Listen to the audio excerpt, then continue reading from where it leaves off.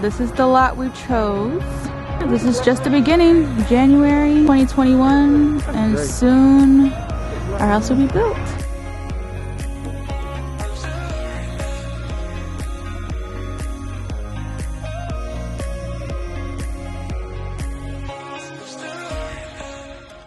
Hey guys, welcome back to our channel. We're so excited to finally make this video, the video you guys have been asking for. As you guys see the title, we are discussing and spilling out all the beans of all the stuff that we learned throughout our new construction journey. If you guys are new here, my name is Ashley. This is my husband Darius. We documented the entire process of our semi-custom new construction home. It's a lot of words. So we got a lot of subscribers from that. So thank you guys who have been following our journey. And now we have been living in our home for 2 months now. It's been going fast, but our journey was very unique compared to other new construction journeys that you guys seen on YouTube. We're very honest about our journey. So like I said, if you guys are new here, we have 2 other videos that we will link down below. It's our new construction tips and regrets video.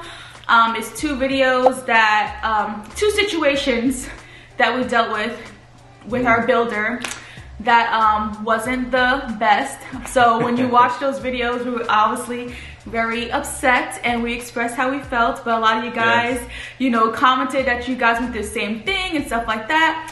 So in this video, we're gonna tell you guys our tips from like the beginning, things that we wish we knew, things that we wish we did, all the way to the end since we signed those papers and made this house ours. So before we get into it, please give this video a thumbs up, subscribe, and I got all my notes in here so we can get down and dirty. So I have my notes here, but then also at the end of this video we'll be answering you guys' question. I asked you guys on our home Instagram page at home.sweet.james if you guys have any questions for us, and I also put a post on our YouTube community feed, so we'll be answering all those questions at the end. So keep watching. I haven't seen any of these questions because you don't look at notifications. Anyways, so tip number 1 is to figure out your needs and wants, you know, before house hunting. So when we lived in our old house for about 4 or 5 years, and you know, we were just naturally outgrowing our house since we have 2 kids, and you know, we sat down just like, all right, what is a need and a want before we go house hunting? And we didn't even know we can even get a new construction home. It just so happened we did a lot of research and it happened. We really was just going and looking, and then it happened pretty fast. It was like, oh, this mic can actually do this. Yeah. For me, obviously I love watching like HGTV and all those home shows and stuff like that. I'm like, ooh, I want this in my next house. Ooh, I want this. So we just want to share with you guys some of our needs and wants. So like some of our needs for us was, well, for me, I didn't have a bunch of needs. Whatever. I had to make it work. Okay, so some of my needs was I really wanted a shower and a soaking tub. I needed to have both, you know. Of course I could have like, I didn't care. Whatever. Anyways, that was a need for me. I really needed a garage. We really wanted. I didn't want to have a big yard. A yard. That was my need because I know who's gonna be the person that's gonna end up having to take care of it. So I'm like, I don't want a big yard. I know some people want a big yard where they can go and run. And you even said that you wanted a big yard, like. I mean, I wanted a good enough size to put like a trampoline and stuff like that, or a play set. A decent sized yard is fine. I don't need nothing crazy. Like, I didn't need it. We also needed an open floor plan. So that was very important to us too. So some of our wants was extra high ceilings. So in our old house, if you guys have been following us for a while, we posted our old house all the time, but we had really, really high ceilings. And I don't know how tall they were, probably like 12 feet. No, it was probably like 20 feet. Like, it was like, because I mean, literally when you go in the house, you go in, like, you can see the upstairs. It was all open. Yeah, it was very open. Yeah. So, and that, I got so used to it, you know, like, you know, it's just so nice and open. So, like, I really wanted that same concept, like big windows, natural lighting and stuff like that. But, you know, once we started house hunting, we had to settle on some things. So, like, our house is not completely high, but it's still, you know, it's higher than it's still average. 9 foot ceilings. It's higher than but average. It's not, you know, what we really wanted. Other wants was black fixtures. So a lot of new construction homes, you know, you get to choose a lot of stuff, but our builder didn't have like to choose like the color of the knobs or the faucet or the light fixtures. Like everything just came And they said standard. they usually have the option where you could choose the color of those things, but because we were doing all this during COVID, when it was kind of really like going on, they had to cut out a lot of that stuff. Yeah, so a lot of those pricing options weren't available. And then we really wanted black windows because our whole vision was black windows with a white house, but since it didn't have black windows, you know, we had to have the white windows, so we just had the whole house black, so we just flipped it. So the point of this tip was needs and wants is that you can actually like change the things that you want. So like such as like the wants was like I wanted the black knobs and black fixtures and stuff like that. Like we can easily change that. So, you know, when you do go house hunting, you know, a lot of people can be like, you know, picky and be like, oh, I don't like how these cabinets look. I don't like this color, or they don't have a lot of color options or whatever. You can always change that down the line, you know, get a contractor. Especially if you're in the, like if you get new construction, and because one of the communities we went to, they only offered like 3 different colors for the cabinet. It was like brown, oak, like, you know, the typical ones. And then the white was, and we wanted white, and they were saying like white was extra, or they didn't offer certain colors. But if you do a new construction, I feel like you could get with some of the contractors that are there and get them to come back and paint it what you wanted to be painted. Yeah, which is another tip down the line, is to get cool with the people that, you know, the contractors or builders and stuff like that. We'll talk about that later though. Yeah, so that's tip number 1, is needs and wants before you even do this house hunting stuff. And, you know, settle on some things. And understand that like for us, we got all of our needs. Everything that we said we actually absolutely needed, we checked all those boxes. But some of the things that we said we wanted, we got a couple of those things, but we didn't get everything that we said we wanted.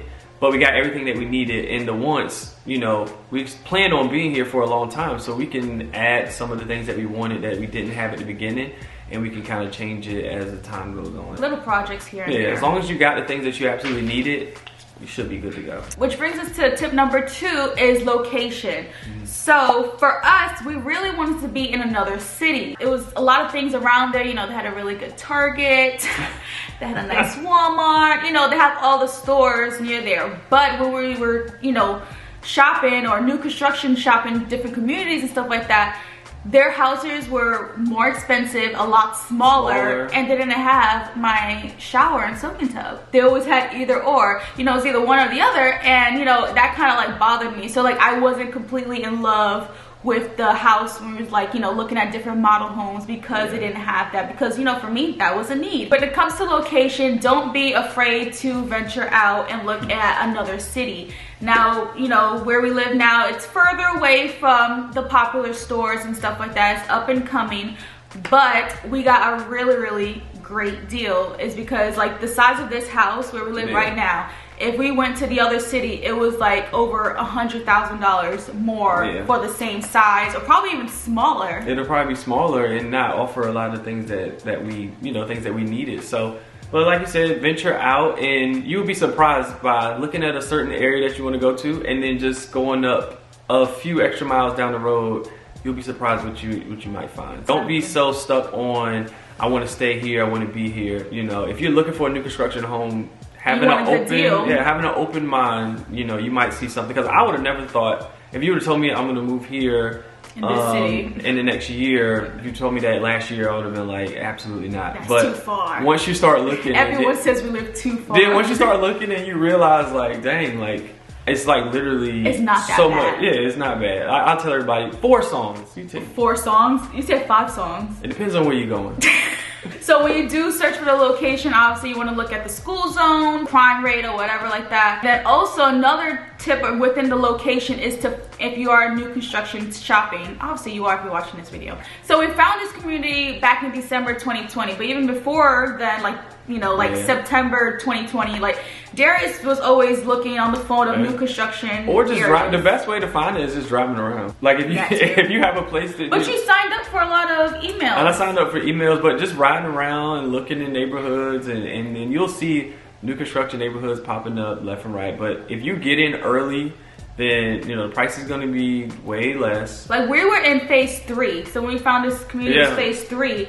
But people who like this community is about 4 years old. So people who started in phase 1, they got our house like over $100,000 less, which is crazy. But when it comes to phase 3, and then also around this time when with the pandemic and stuff like that, supplies, the pricing going up, and material prices have changed a lot. So prices, that made the price kind of change. But yeah, the people who came in this community earlier, obviously they got a better deal. So if I was looking for new construction now in the future, if we were ever like looking again, I would try to find a community that's early, that's like in phase 1, that's just starting out. Once they start building, they're trying to give people, incentives to come there. So, the price might be a little bit better. They might offer different things. They might offer like appliances. Like our appliances came, but not the refrigerator. But when it comes to phase 1, they might be like, oh, we'll add a refrigerator in there, or we'll give you blinds, like different things like or that. They'll give you money to go towards the design center where you can have certain upgrades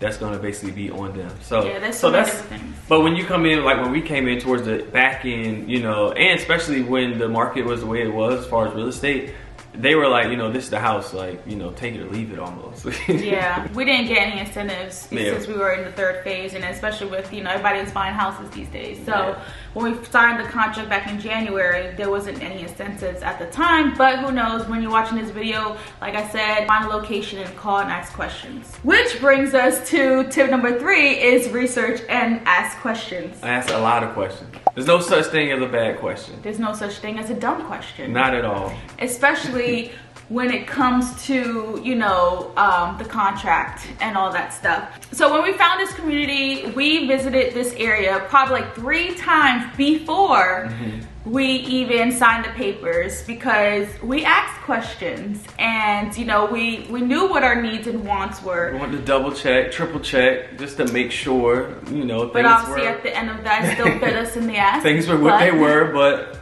If you guys watch every day, you know what we're talking about. But we're going to sum up everything. When it comes to asking questions, some simple questions you want to ask is like, is there a pre-drywall inspection? When you think about inspections from third-party inspections, you would think that that's just normal, but what we found out was that you can do a third-party inspection, but only when the house was complete. They didn't allow us to do a pre-drywall inspection, and a lot of people want to do a pre-drywall inspection because once they put the walls up, if they got to change anything behind those walls, it's gonna add more time. It's gonna be, it's gonna be more difficult to do that.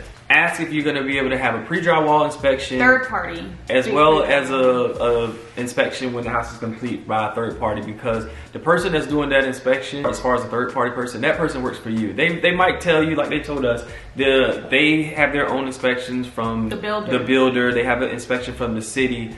But you want to have someone that's there working for you that's going to look and let you know if they see anything that's unusual. So that's really important. Ask that up front. So we didn't really know that, like we didn't see a video like this on YouTube when we was doing when we signed our contract and stuff like that. So these are things that we wish we knew, that we wish we asked, so we knew ahead of time. So I didn't think of doing a pre-drywall third party inspection. We did do a pre-drywall walkthrough, but we didn't have our own inspector come to see before they put the walls up. They said, oh, the city did it, whatever. So, pre-drywall inspection, and then also, the final inspection.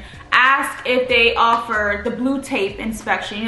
When you see on YouTube or other videos, oh, it's blue tape inspection. So whenever you find like a crack on the wall, stuff like that, you put blue tape everywhere, and then they usually fix it before closing. Our builder, like I said, is the way that our builders do it is, basically, you're gonna close regardless. You're gonna come in there. You'll do your inspection, walk through. You can have a third party inspector. No, the final inspection. This is the same day as that you're gonna close. Yes. So even if you find anything, little crack, little chip, whatever, you close still, and then you have a year from the time that you close all the way. You got a whole year to get them to come back one time and fix everything. We have a 1-year warranty. So we got a 1-year warranty, but they'll come one time. They only come one time when it comes to cosmetic things. To fix everything. When it comes to paint chips or nail pops. I mean, it makes sense because as I was talking to the superintendent, because he said you would want your house, especially a new construction, new build, you want it to go through different seasons because your house is still settling.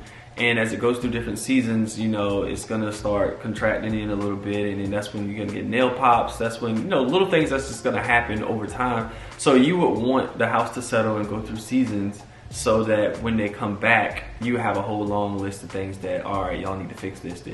So it makes sense, but we just never heard that before. So when he told us, like, no, y'all basically closing either way, it was like, what? Like, y'all trying to hide something? I didn't really like it either, especially like doing a whole final walkthrough and closing on the same day. Everything was the same day. And then at that, we did get our third-party inspector, which is, I'm very happy that we did. So definitely get a third-party inspector. You know, ask about that pre-drywall, third-party inspector, and final third-party inspector. Another question to ask is like communication, like how will I get updates? If you guys been following us, you know that we did not get any updates on the house. Like, we literally had to drive all the way out here to see any changes. We didn't get any, you know, oh, this is what we're gonna work on the house this week. You know, we're just guessing because this builder is stupid. But anyways, I think that it was more the seller agent, because we had an agent as well. And we would ask him some stuff, and he didn't know what was going on because he would contact their agent, and the builder's agent wouldn't get back in touch with him. So we ended up just coming out ourselves and coming in, pulling up, walking in the house, checking it out ourselves. We came every single week to the point where we knew the superintendent and the construction workers, and they knew who we were. They were tired of seeing us probably. Every builder is different, like we said. Like, we know other communities that have a freaking app, and it tells them like where your house at. This is like, it has like a freaking what loading. Stage you're in. Yeah, like, oh, your house is 60% done. So there's better communities out there, you know, that are more updated and giving you more updates on what steps your house is on. Unfortunately, our builder didn't do that, so, you know, I started doing it myself. I would text the superintendent every Friday morning. I would text him and say, good morning, happy Friday. Are there any updates or any changes that I need to know about? I text him that every Friday. Which shouldn't be the case. We should be doing that. You should be doing that with the builder's realtor. But like, if you guys have followed us, you know that we don't like him. He was a liar and all that stuff. But anyways, just ask the question, how will I get updates? Do you guys give weekly updates? You know, how can I come to the house and see for myself? You know, some builders, they don't allow that. Some people, you have to have the realtor with you to walk through the house. You know, every builder, every community is different. So ask those questions. You know, I'm sure that's important to you. So, you know, I want to know, like, how's the house coming along? Or will their agent contact your agent? Or is there going to be is there going to be any form of communication or any form of updates at all? Yeah. Also, you want to ask, which comes back to like the pre-drywall inspection, you know, so what we did was that we wrote Bible verses on the beams before they put the walls up, and that was really important to us. So to bless the beams, the bones of our house. So if that's something you want to do, definitely ask that question. Like, is there going to be a time like that you guys can communicate with us, that we can, you know, be able to bless our house and stuff like that before you put the walls or whatever like that. Everybody does different things. I know our superintendent told us that somebody in our neighborhood, before they even poured the concrete for their foundation, they like dug a hole and put one of their family Bibles in the ground, you know, like just to bless the entire and it's always under there. Yeah, so it's so cool. The way that we found out that we could come in there and, you know, put the Bible verses and scriptures and things on the beams is because we came so often, and then the superintendent, we let him know that we wanted to do that, and he told us like, this is the week that y'all can go and do that because next week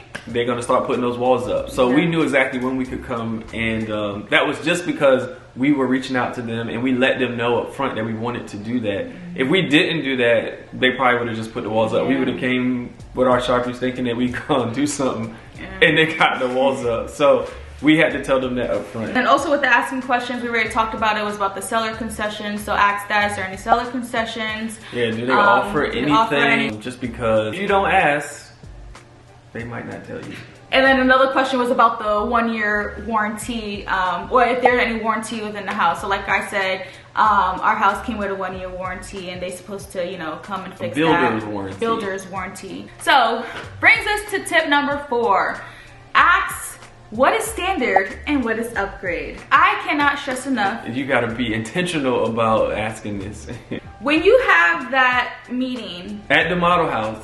or wherever you at, I don't know. I mean, for us, it was at the model house. When it comes to signing those contracts, you know, it's like, you know, you get so excited. You know, I was excited, like, this is the best day ever. We get to, like, customize our house. Like, we get to choose our floors. We get to choose our cabinets. Like, everything. You know, it's a fun day. It is a fun day. But I cannot stress enough that that is the most important meeting you will ever have. Because this is when you get to ask the most specific questions. Like, is this faucet the shiny finish? Is that how it's gonna look? Is this standard? Especially if you look, especially if you're in the model house, because you walk around the model house, you might ask them while you're just walking through, oh, is this standard? They're like, oh yeah, that's standard. Are the lights gonna be in the living room or the bedroom? Or is it just gonna be a connection? These are things that they probably just like, oh yeah, that's standard, this is standard. But once you get the contract, there's certain things that if you know you want, if I were you, I would literally write it out on the contract saying that there's gonna be a ceiling fan connection in each bedroom. There's gonna be a light connection in, because we had a conversation about that being a standard in our builder and our selling agent. He told us that that was standard, and then for the bedrooms, and then it came back that it wasn't. And luckily we found out, but because we visited every week. this was one of our videos. I'll put down the link. I'll show the thumbnail, like our first issue of how we found out about these standards versus upgrades. As Darius said, was about the light fixtures. So long story short, like I said, we visited this community 3 times before we signed the papers, and we walked through the model house. Depending on your, you know, neighborhood, we had our model house, and the model house in our neighborhood is the exact model that we chose to live in, like to build or whatever. So we walked through the house. We ended up going upstairs, you know, to the extra bedrooms, like our kids' rooms, and, you know, in the model house they had like a ceiling fan and stuff like that. So I simply asked him, like, oh, is this a standard or an upgrade? Because that was a need for us, is to have lights, because in our old house we didn't have lights like that. We had to have it was only a switch, and I always hated that. So, you know, I specifically asked him, is this included? He said the standard is it's going to be a light. But an upgrade will be if you want it to be connected for a light and a fan. So it'll be 2 different switches, one for the light, one for the fan. And I was like, well, I don't even use fans like that, so I can put a chandelier there and and that's included. He said yes. It makes sense. It's 2021. You're building a whole brand new house. You think that they have a light hookup for, you know, a switch in the bedroom, like. All right, so we didn't have a reason to question it. We thought it was normal. Exactly. He said yes, that was included, whatever. So I was like, okay, so the light, so I can put a chandelier there. He was like, yeah, you can put a chandelier, like that's included, whatever. Fast forward to before they put the walls up. You know, we were walking through one of our random checkups, and we, you know, walking through the house, and I noticed they had all the electrical set, you know, for the living room, which was standard, for the dining room, which was standard. And then when I go upstairs, I noticed all the other kids' rooms didn't have no wiring. So we talked to the superintendent. He said that's an upgrade. That's not in your contract. That's not standard. Talked to the agent that you talked to, called him. He lied and said, I didn't say that was standard. So I'm not gonna get mad again, but it is what it is. We ended up having to pay for the upgrade, middle of this process. So when it comes to the contract and when it comes to standard versus upgrade, you need to ask specific details. And I know I said in the other video is to like record them saying, you know, record them saying, like, I feel like I still believe guys should record. It's 2021. Even if it was recorded, they could come back and say, yeah, we said that this was standard, but now they'll say the standard changed. That was the standard at the time I was talking to you, but now the standard has changed because of whatever reason. Which brings us to this. That's what they can say. Which brings us back to our second issue that we dealt with a few months after that incident. Was in the model house, in the half bathroom, they had a pedestal sink, and we thought that was standard. It's white, because that's what was in there. So, you know, he said that this is how your bathroom would look. It was a white pedestal sink, a half bathroom. Fast forward to we come visit again, and we see a whole cabinet with granite countertops. And, you know, we specifically chose the floors that we chose in our half bathroom, which is like a white and black, like it's a crazy print, because I chose that because I thought that we were gonna have a pedestal sink.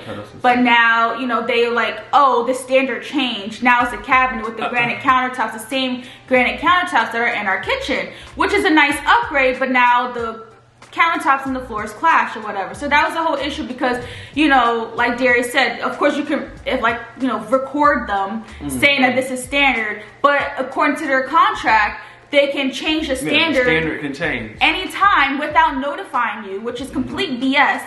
But that's how the contract was written. But that's the way around that would be when you have things like for us, we knew that we wanted to have that certain floor and we thought it was gonna be a pedestal sink. We should have literally took a picture of that pedestal sink, added that to our contract and said, this is how our half bathroom is going to look. And signed that and had that in the contract. Have them sign it, because then they can't say, oh, well, the standard change or anything like that. Like, you signed it, like, this is how you said that it was gonna look. That's in the contract. So every community is different, every builder is different when it comes to the contract. You know, we talked to other people who did new construction, and they said when they had their standard versus upgrade, that their builder had a picture next to each standard, so you can see what it's going to be. Not that we just say it. Yes, exactly. Which makes sense, you know, so it's very detailed. You know, our builder didn't have that kind of contract. If they're not that specific and showing you what the standard is, and they're just writing it out, then you need to take it upon yourself to take a picture of everything that's considered a standard, especially things that you know you want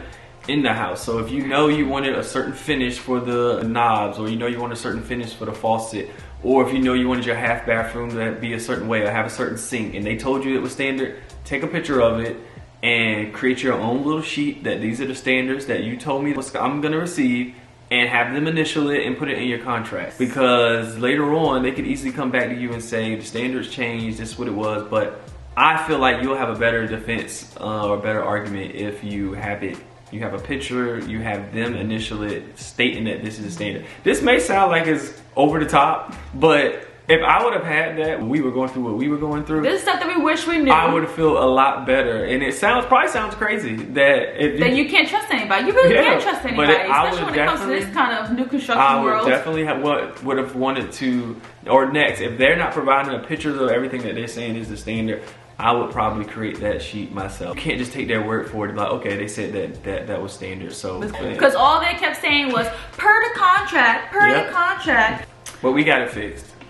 After we had to call the owner of the company. I mean, we did a bunch of other stuff. Man, y'all watch the videos, link down below. All right, tip number 5 is to ask if they have a preferred lender. This community had a preferred lender. If you use their preferred lender, you had to put down less earnest money. So the earnest money that you had to put down, if you use your own lender, you had to put down $2,000. If you use their preferred lender, then the amount of money you had to put down $500, and then they also covered $6,000 of your closing costs, which was a huge difference that we had to bring to closing because of that. A lot of times they push their preferred lender on you, so you might not have to ask this question, but if they don't bring it up, you can ask, do they have a preferred lender? If you use their preferred lender, is there any type of incentives that they're willing to offer you? So for them to cover that amount of closing costs, that made a big difference for us for what we had to bring to closing, which allowed us to purchase other things for our new house. I was actually talking to another loan lender, and it kind of sucked because he was so helpful. He was helpful, but then when I told him, like, offering to pay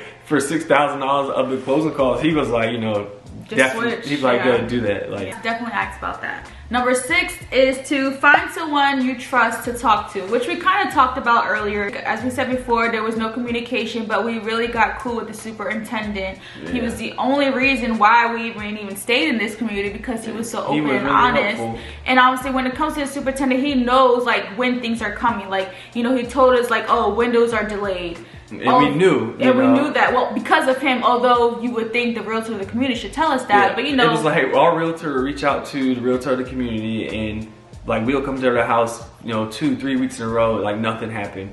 And he'll ask him like, hey, what's going on? Or we'll ask him what's going on. And if he did get back to us, he would just be like, there's delays. back orders. That's it, back orders. Don't say no specifics. So what the hell is back we'll order? Speak to the superintendent and ask him, and he'll be like, windows are back ordered. It usually takes us about 4 weeks to get them, but now it's taking about 14 to 20 weeks. So that's why, and then, or doors are back ordered. Like he was letting us know what was going on, which, you know, it made us feel comfortable. So when we did see the windows come in, we know that, okay, now they're picking things back up.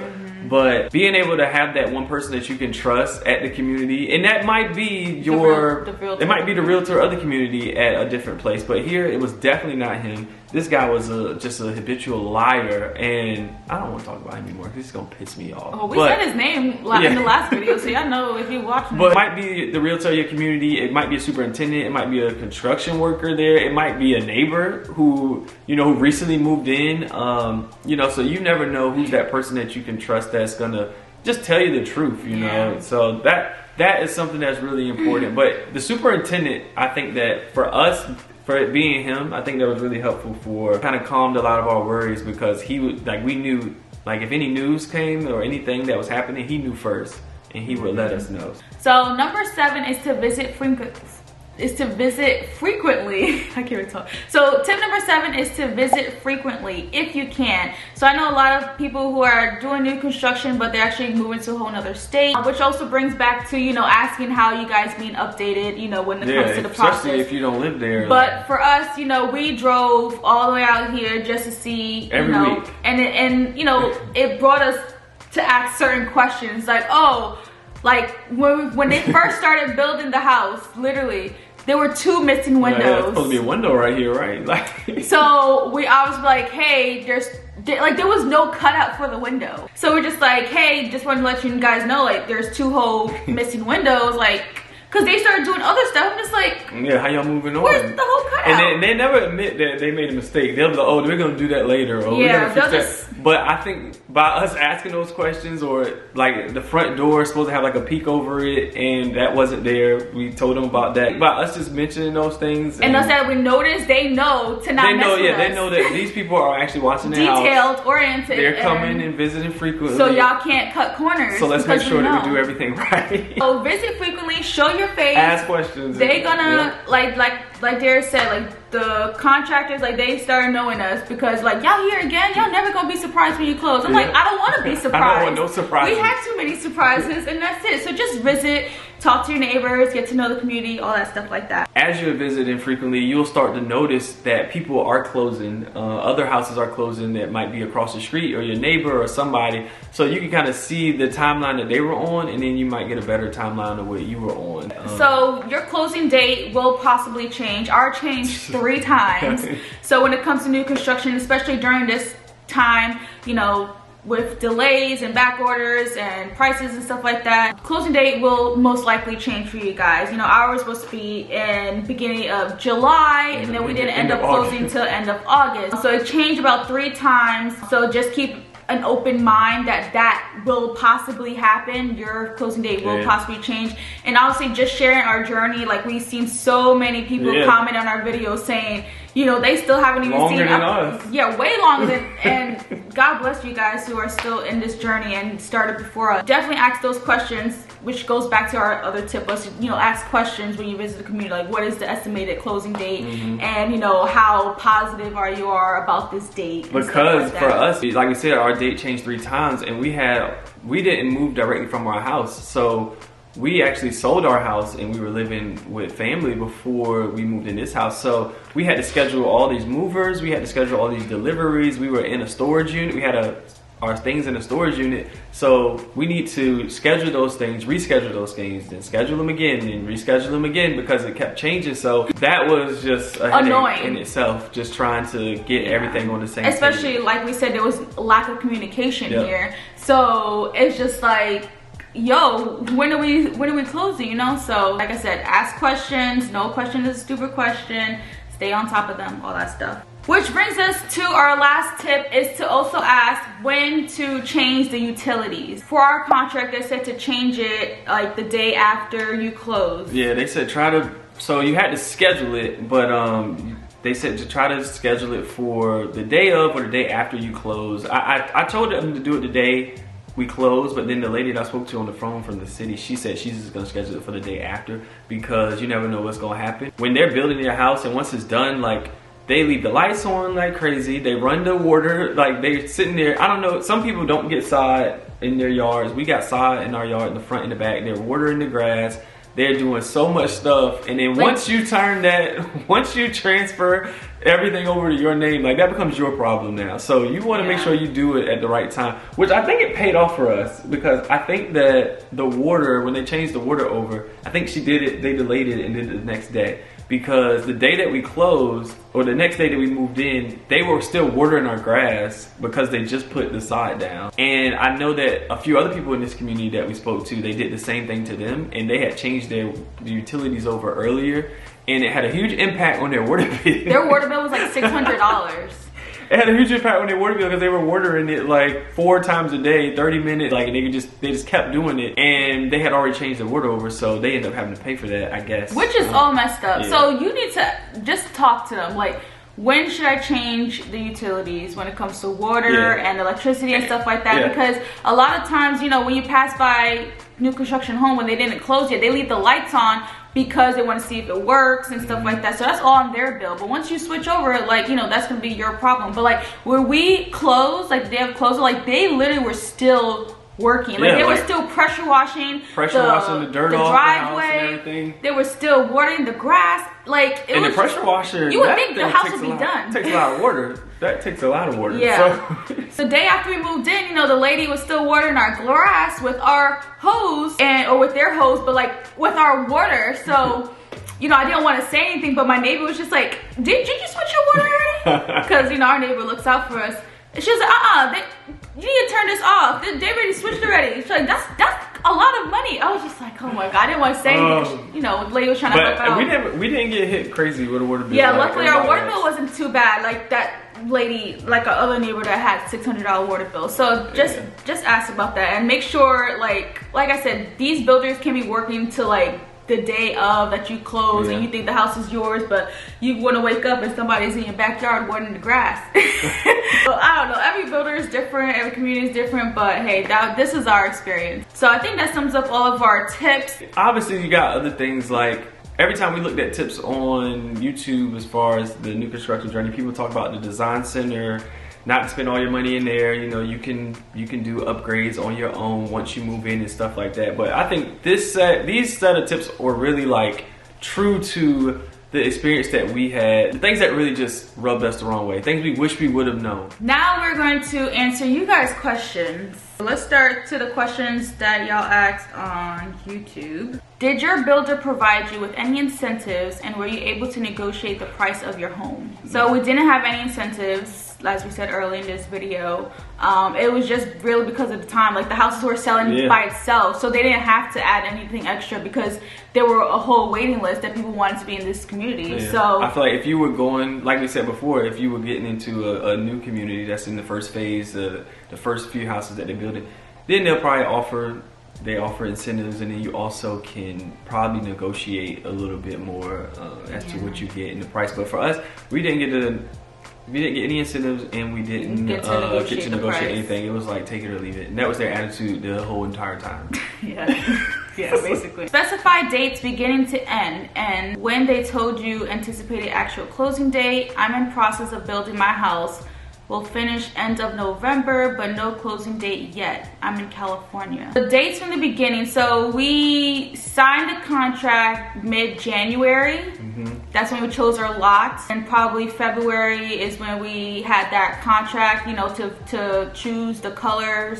Design center and all that stuff. Yeah, the design center. And the closing date was supposed to be July 15. Yeah. It ended up being so that would have been what, February, March, April, May, June, July. That would have been 6 months. Yeah. For the specific dates, like, you guys can check on our home Instagram page at home.sweet.james, and you know, during that process I literally posted like day times, like it has the exact date of every update when we visit the house. So like, hey, we got windows in, hey, we have plumbing, you know, so definitely check for those pictures.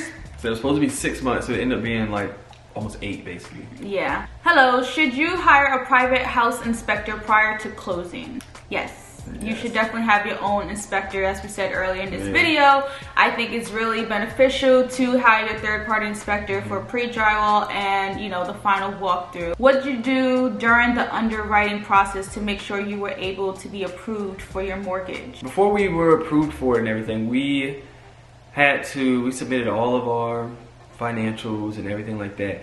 And as far as debt to income, what we did was we sold our house, the old house that we were living in. We sold that house, and we had a lot of equity in that house because, you know, we were living there for a few years, and did some upgrades. And we made some upgrades, and at that time the market was crazy, so houses were selling like left and right. So we put our house on the market, and in 24 hours we had like 7 offers and had like 22 people that came to visit it. That just happened in one day. For us, you know, the fact that we had our house and had that home ownership and was able to sell our other house, that was, you know, really the main reason that I wanted to kind of, you know, do this right now, because I wasn't sure if we were to sell our last house, if we were to wait, I'm not sure how much longer it would have took, or if the market would have stayed the way it was, the way people were buying houses. Like the guy who bought our house didn't even do a home inspection. Like he just wanted it, and he was like out of the country. So it was crazy, and he ended up paying everything was good. But the fact that we owned our house, sold our house, was able to pay off some debts, that really made us be able to buy this house. How much money should one expect to put down when purchasing a new construction home? I mean, it's no different. It's no different than buying a regular house. So you have some people who does a FHA loan where you have to put 3.5% down, or you can do a traditional loan where you have to put 20% down. So, you know, it's really up to you.